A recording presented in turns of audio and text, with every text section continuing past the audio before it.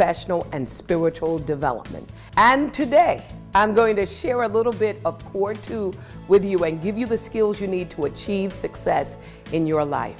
Now listen, success is a choice. It is a choice to do something. It's a decision. So if you choose to do nothing, you'll be successful at that nothing. But if you choose to take a step in the right direction, and you'll be much, much closer to achieving your dreams. So are you ready to take that step? This first step today to transform your life into a victorious life. If the answer is yes, then let's get started right now.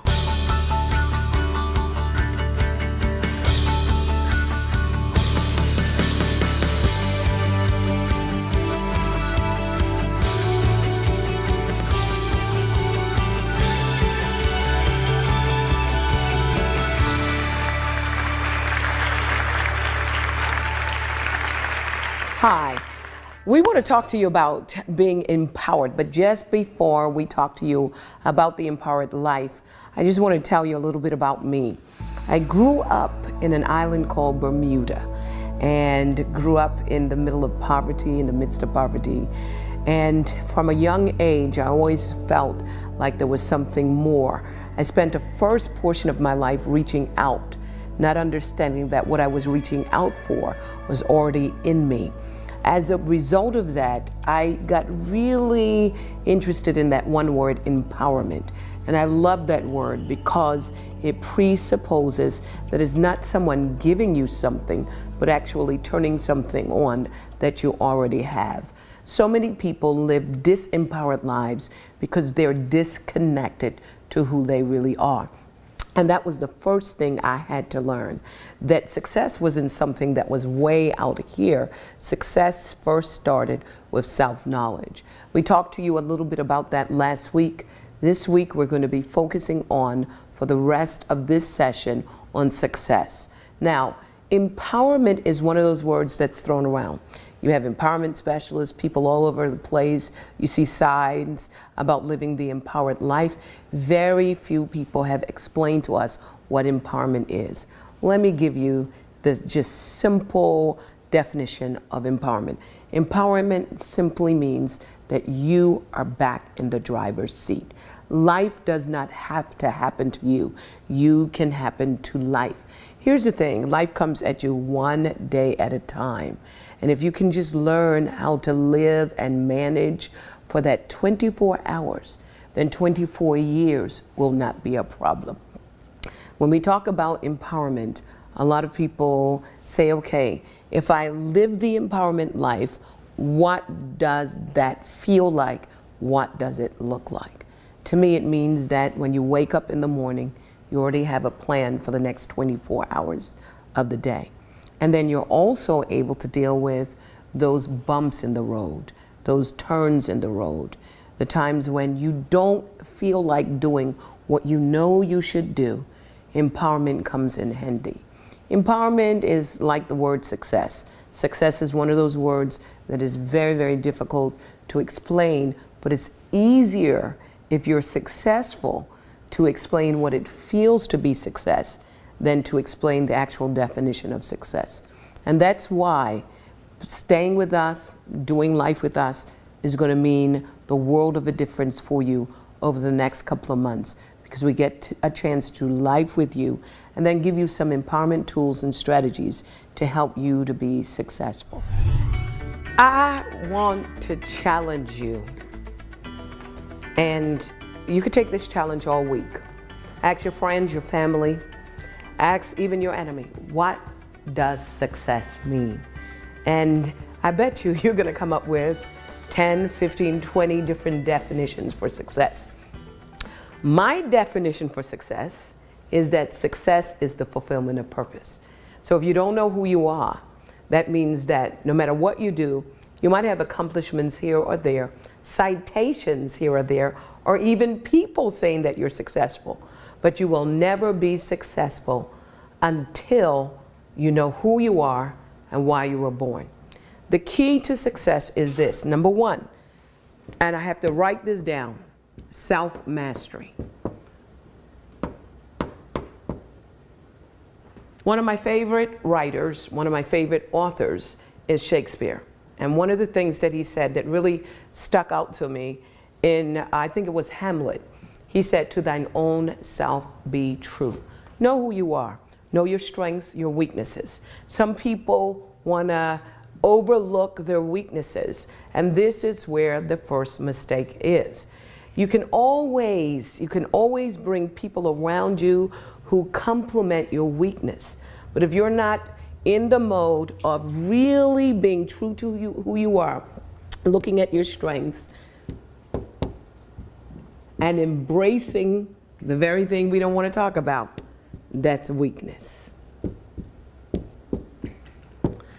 No man can have mastery over everything. So the second key to success is find the thing that turns on your passion. Now I'm using this word because this is a word, again, that a lot of people tell you, if you find your passion, you're going to be successful. And we always equate passion with something that makes us feel good. But I'm thinking about Mother Teresa, because passion is not only the things that make you feel good, but your passion is also generated with things that don't make you feel so good, not good. This is important. Mother Teresa did not feel good about the poverty in India, about the sickness and the disease. And that turned on her passion to find a solution for it. And that brings me to my third point. Success really starts when you can find a problem and solve it. I call this the pitch and peer. You find your strengths, connect it to solving a problem, peer it up, and therein lies the secret of your success. Now, I remember saying back in the day, I just want to be successful. I just want to be successful. I just want to be successful. And it felt like success was evading me. Have you ever had that feeling where you know you're wired for success, but it keeps evading you? I mean, you get so close, it's within your reach, it's out of your grasp, and you get really, really disappointed. Well, to me, success is not only about self-mastery or finding your passion or identifying a problem and pairing your strengths with solving that problem. But guess what? Success is having the ability, and I got to write it all the way down here, having the ability to bounce back.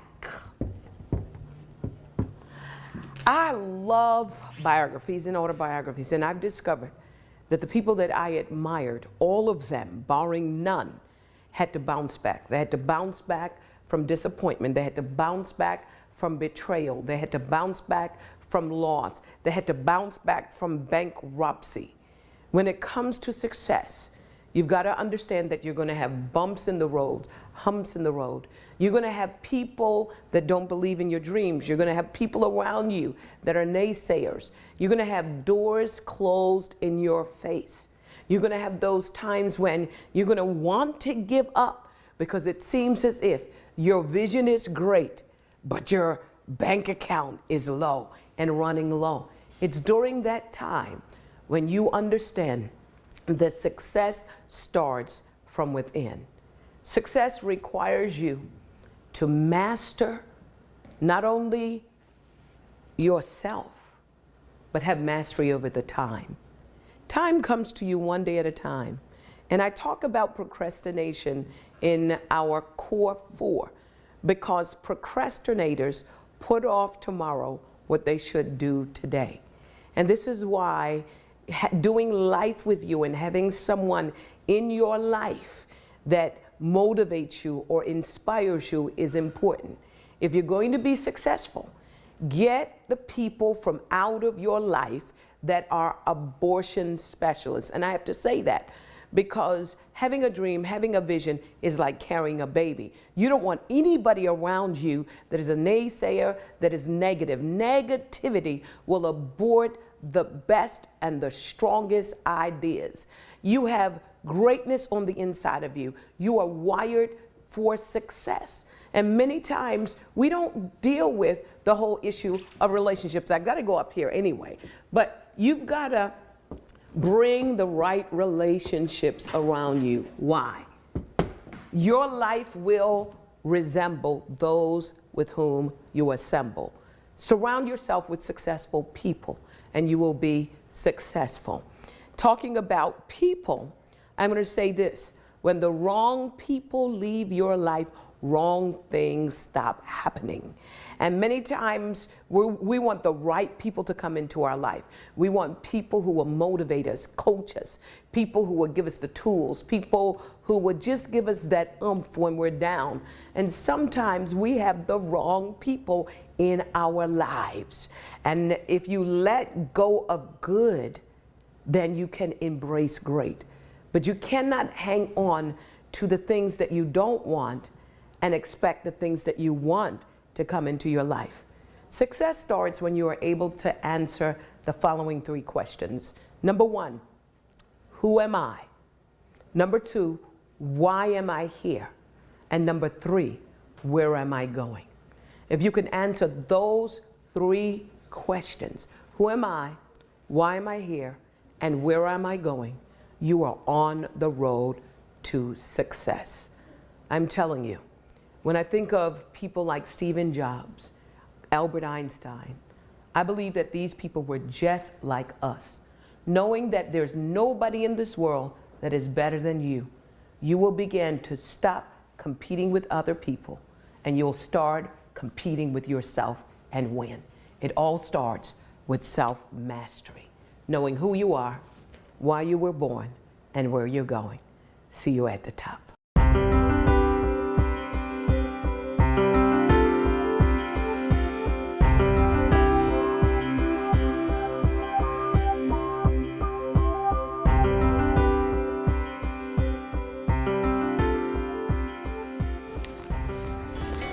All right.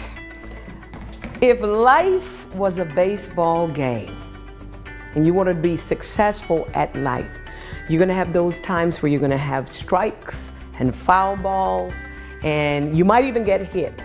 This is not the time for you to stand on that diamond crying because the person that threw the ball accidentally hit you. That's the time to pick that bat up one more time and strike at it again. And this is what the Core 4 is all about, particularly when it comes to Core 2 success. Being able to find your rhythm, being able to find your footing, and to be able to, when life throws you a curveball, to pick up your bat and strike it with success principles. Life is demanding, it's often demanding, and we have to find ways to overcome the obstacles in order to be successful. One of the things that I use is to remind myself over and over again that I was created to be a success. Here's the skinny of it. 23 chromosomes from my father met together with 23 chromosomes from my mother, and they came together and perfectly made a person by the name of Cindy Trimm. By virtue of the fact that I am still alive lets me know that I was wired to be successful. I've had to overcome a lot of obstacles. All of us have had to overcome a lot of obstacles. And if you are living and breathing, you've got to remember any day above ground zero is a good day to be successful. Some of us use our excuses as a reason why we are not successful. And I don't believe that we're excusing ourselves from living in the realm of success because we feel that we're not successful. We often ask ourselves the question, who am I to be smarter than someone else, or brighter than someone else, or more beautiful than someone else? Well, let me ask you the question, Who are you not to be smart and bright and beautiful? We have learned the art of dumbing down. We have learned the art of blending in. We have learned the art of giving away pieces of ourselves so that people don't feel as if we are full of pride. This is a mistake. I got to be able to learn how to spell pride. But this is the mistake. As you begin to grow and become stronger and learn self-mastery, there is going to be a lot of people that are going to be out of a self-appointed job. And that job is to make you feel so small so that they cover their insecurities around your greatness. Listen, you should let people know that they should never get your confidence in who you are mixed up with their insecurity. You cannot afford to allow people who are miserable with their life invite you over to their party. Misery loves company. Instead, for the next couple of days, I'm going to encourage you to take what I call me moments. These are moments when you're going to begin to exercise your success muscles. That's right, you heard me. Your success muscles. And that's why the core 4 is going to be important. One of the things I learned from working out, and by the way, I haven't been all that successful with working out, but I'm starting tonight to get back in my rhythm. Why? Because success requires a habit. Listen to me carefully. 30 days is a discipline. 60 days is a habit. 90 days is a lifetime. This is what I want you to understand, that if you are going to exercise your core success muscles, it's going to be just like exercising to get back into shape. Now, we call it the core 4 because just like it requires you to strengthen your core in order for you to arrive at your optimum weight, to become successful at trimming up. The first thing a trainer is going to tell you is, we got to strengthen your core. How do I know? Because I have a trainer. And so the key thing now is strengthening the core 4. We talked again about strengthening your self, and today we're talking about strengthening your success muscles. It means that if you understand how to build muscles, muscles are built with resistance. So here's what I want you to do all week long. I want you to stop thinking of resistance as something bad. I want you to think of resistance as something good, and I want you to push back. I want you to refuse to become a victim. I want you to refuse to just sit down and cry and ask, why are these things happening to me? I want you to exercise your success muscles and say, why not? Us as human beings, we have been trained in the art of using excuses. But today I want to challenge you to write on your mirror, to put it in your kitchen, your living room, put it on your laptop, put it on your iPad, this word: